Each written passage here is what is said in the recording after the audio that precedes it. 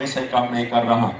जब मैं उधर गया, छोटे छोटे बच्चे, मासूम बच्चे, जवान जितने भी थे वो रास्तों में थे, उनके पास तहरीक के झंडे थे और वही नारे लगा रहे थे, मनसब नबीयन, मनसब नबीयन।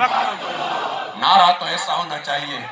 जब हजरत मोहम्मद बिन मसलमा ने जब उनको नारा लगाया ना, काब बिन अशरफ यहूदी को नारा लगाया ना कि निकल आओ, उनसे तो बात हुई थी, आपने उलमा से सुना होगा, उनसे तो बात हुई थी कि मैं कर्जे के लिए आऊंगा, लेकिन जब उनकी बीवी ने वो सुना कि मेरे शौहर को कह रहा है निकल आओ, तो बीवी समझ गई। बीवी ने वो बातें तो नहीं सुनी थी, लेकिन जो आवाज में हजरत मोहम्मद बिन मसलमा की आवाज में जो रोब था और जो उसमें जज्बा था, बीवी ने कहा मत निकलना, मत निकलना। उन्होंने कहा क्यों?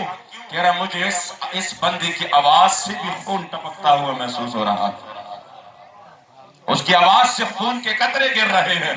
उन्होंने कहा नहीं नहीं, मेरे से बात हुई। उन्होंने कहा मैं कह रही हूं कि ये आवाज से बड़ा खतरनाक लग रहा है। कैसा आवाज दिया होगा? निकलो बाहर। याद रखिए, जब वक्त लूह की ये आवाज हो तो फ्रांस का उधर उस पर लजात तारी हो कि हुजूर के गुलाम निकल कर सहरा से जिसने रोमा की सल्तनत को उलट दिया था, सुना है मैंने ये कुदसियों से वो शेर फिर होशियार होगा। मनसब नबीयन, मनसब नबीयन। वो 295C का रो रहे थे कि ये कानून ऐसा, ये कानून ऐसा। अब अल्लाह करीम ने बच्चे बच्चे की जुबान पर ये नारा भी जारी कर दिया कि जो हुजूर अलैहिस्सलाम का गुस्ताखी करे फिर उसको जिंदा रहने का कोई हक नहीं। फ्रांस ने कहा नहीं नहीं, ये हमारा कानून नहीं है। हुजूर अमीरुल मुजाहिदीन ने फरमाया तुम्हारा हो या ना हो, हम तुम्हारे काले कानून के मोहताज नहीं है, हम अपने करीम आका के चमकते दमकते कानून के मोहताज है। आपने फरमाया मनसब नबीयन। तो इंशाअल्लाह ताला अगर ये जज्बात किसी तरह रहे, ये काफिले अजीमत के आप साथ रहे, फिर वो वक्त दूर नहीं कि इंशाअल्लाह ताला इस वक्त लूह की गूंज फ्रांस तक जाएगी और जा रही है अल्हम्दुलिल्लाह। उसकी ईवानों में महसूस हो रहा है। एक नौजवान लब्बैक के नारे लगा के आंखों में आंसू, कह रहे मुझसे बर्दाश्त नहीं होता, खुदा की कसम उसकी गैरत की है कि जुमले पर कुर्बान हो जाऊं। उस नौजवान की कह रहा मुझसे बर्दाश्त नहीं होता, मैं यहाँ पर बैठा हूँ, मेरे सामने हुजूर के सामने बिल्डिंग में हुजूर के गुस्ताखाना खाके बन रहे हो, कह रहे मुझसे बर्दाश्त नहीं होता, मैं आज उसके खिलाफ मुजाहमत करने जा रहा हूँ। है तो बात गैरत वाली। उन्होंने जाके मारा, वो मर गया या नहीं मरा, लेकिन कयामत तक हुजूर के गुलामों की भी दिली तस्कीन हुई कि 1450 साल बाद भी हुजूर के नाम पर मर मिटने वाले मौजूद है। और मेरे करीम आका की गुस्ताखों पर भी दहशत तारी हुई। वो 18 साल नौजवान शीशान का चेचनिया का अब्दुल्ला, जिन्होंने हुजूर की गुस्ताख का गला काट दिया। खुदा की कसम मौत ने तो आना है, बिल जुबन आरुन व फिल इक़बाल मकरुमतुन वल मरउ बिल जुबन ला यंजु मिनल क़दरी।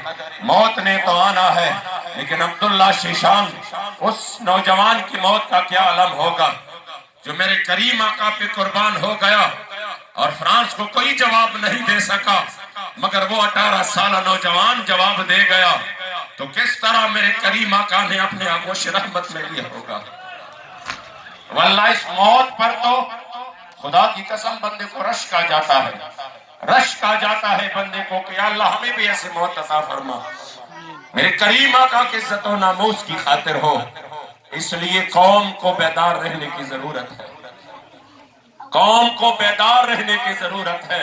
इन्हीं महाफिल को यूं ना समझो कि हम आ गए, किसी ने नातवानी की, किसी ने तकरीर की, कोई रोया, किसी ने कहा बड़ी खूबसूरत आवाज थी, फिर यहाँ से जाके सब कुछ खत्म हुआ।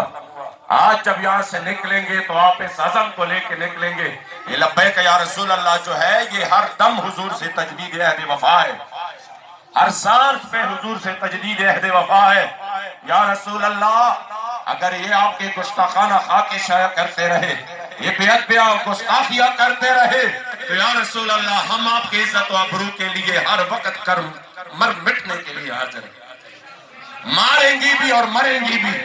میرے کریم آقا کے عزت و ناموس کے لیے یاد رکھے جب قوم میں یہ بیداری آ جاتی ہے تو حضرت سلطان صلاح الدین ایوبی نے کیا کہا؟ میں اسی میں وہ آپ کو روایت بیان کر رہا تھا کہ اس نے کہا یا اللہ مجھے موت نہیں دینا جب تک میں اس خبیث سے بدلہ نہ لوں، جب تک میں اس کو اپنے انجام تک نہ پہنچاؤں۔ اور پھر اس کے بعد انہوں نے کیا کیا؟ پھر اس کے بعد انہوں نے کہا کہ میں تب تک میں لیٹ کر آرام نہیں کروں گا جب تک اس خبیث کو میں اپنے انجام تک نہیں پہنچاؤں۔ یہ تھے ہمارے اسلاف۔ تو پھر کیا ہوا؟ اس میں 18 مہینے گزر گئے۔ توجہ اس طرف، کتنے مہینے گزر گئے؟ 18 مہینے گزر گئے۔ توجہ اس طرف، بالکل انتظامیہ والے بھی بار رہے۔ 18 مہینے اس میں گزر گئے۔ 18 مہینے میں آپ کبھی لیٹ کر نہیں سوئے۔ جب بھی آ جاتا خیال تو فوراً اٹھ کھڑے ہو جاتے، کہتا میں کیسے سو جاؤں، میرے کریم آقا کا گستاخ جو زندہ پھر رہا۔ اور جب بیت المقدس کو فتح کیا تو اس کے بعد عام معافی کا اعلان کیا، مگر اس عیسائی جرنیل کو بلایا۔ جب وہ سامنے آیا آپ گھوڑے سے نیچے اتر گئے اور نیچے اتر کر آپ نے کہا کہ او کمینے تم نے کہا تھا کہ میں آپ بلاؤ اپنے نبی کو، قیدی کو کہا تھا۔ میرے کریم آقا کی شان تو وراء الورا ہے، اس کی تو شان وراء الورا ہے۔ آج اس کریم آقا کا غلام آپ کے سامنے ہے، اس سے بچ کر دکھاؤ۔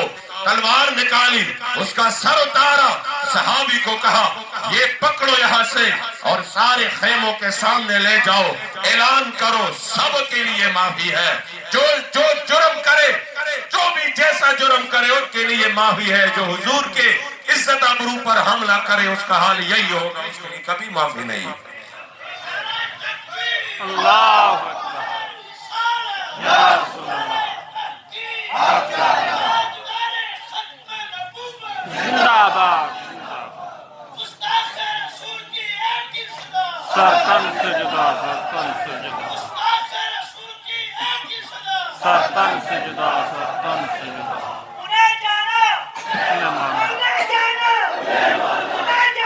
انہیں مانا، انہیں مانا، انہیں مانا، انہیں مانا، انہیں مانا یا رسول اللہ۔ اتنی بے حس قوم کی ان لوگوں کے پھر بھی ہم سپورٹ کریں جو اس مسئلے میں خاموش رہے۔ آپ سوچ سکتے ہیں یہ کتنا بڑا جرم ہے۔ پھر کریم آقا نے فرمایا من مشى مع ظالم لیقویہ وهو یعلم انہ ظالم فقد خرج من الاسلام۔ جو ظالم کی سپورٹ کرے، ان کو پتہ بھی ہو کہ یہ ظالم ہے، اور پھر بھی ان کی سپورٹ جاری رکھ کے ان کو مضبوط کرے، میرے کریم آقا نے فرمایا پھر میرا کلمہ مجھے واپس کر دے۔ کیا حضور کی عزت و ابرو پر یوں مجرمانہ خاموشی ظلم نہیں ہے؟ کیا میرے کریم آقا کی ختم نبوت پر حملہ ظلم نہیں ہے؟ میرے کریم آقا کے گستاخوں کو یوں ریلیف دینا ظلم نہیں ہے؟ میرے کریم آقا کے ناموس کے پہرادار کو 6.5 مہینے قید ناحق میں رکھنا ظلم نہیں ہے؟ اور کون کون سے ظلم میں آپ کو ان کے بتاؤں؟ ظلم تو بڑے انہوں نے کیے، پھر سب سے بڑا یہ ظلم کہ وہ حضور کی عزت و ابرو پہ حملے کرے۔ کم از کم اتنا تو چاہیے تھا نا کہ آپ اسی وقت کہہ دیں خبردار، ان کے سفیر کو لات مار کر نکالتے نکلو۔ جب تم حضور کے نہیں رہے تب ہم آپ کو عزت نہیں دے سکتے، نکلو یہاں سے۔ خدا کی قسم ایک غیرت والا جواب تو ہوتا، کم از کم ہمارے دلوں کو کچھ نہ کچھ راحت اور خوشی تو محسوس ہوتی کہ چلو ہم ان سے یہ توقع نہ رکھیں کہ یہ جہاد بھی کریں گے۔ وہ توقع ہم نہیں رکھ سکتے۔ توقع ہم رکھیں گے کسی کرکٹر سے نہیں، کسی بھی سنگر سے نہیں، ہم توقع رکھیں گے سلطان صلاح الدین ایوبی کی کسی فرزند سے۔ فرانس کو یہ لوگ جواب نہیں دے سکتے، فرانس کو جواب دے گا تو حضور امیر المجاہدین دے گا، فرانس کو جواب دے گا تو تحریک لبیک یا رسول اللہ دے گا۔ یہ نہیں دے سکتے فرانس کو جواب۔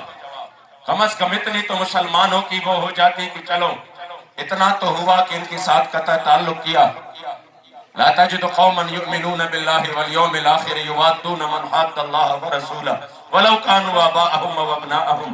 کم از کم اتنا تو کرتے نا کہ نہیں ہمارے لیے، ہمارے دلوں میں اب آپ کے لیے کوئی محبت نہیں ہے، مگر افسوس کی بات ہے یہ بھی نہ کر سکے، تو پھر ہم ان کو سپورٹ دیتے ہیں۔ پھر ہم ان کے لیے جا جا کے ووٹ مانگتے ہیں، پھر ہم ان کے نعرے لگاتے ہیں، پھر ان کے جھنڈے لگاتے ہیں، تو پھر آپ سوچیں کہ میرے کریم آقا کی بارگاہ میں حاضری ہونی ہے، اتنا تو کچھ لے کے جائے کہ کم از کم حضور تو یہ نہ کہے کہ جو میرے دشمن تھے آپ ان کے سپورٹر رہے۔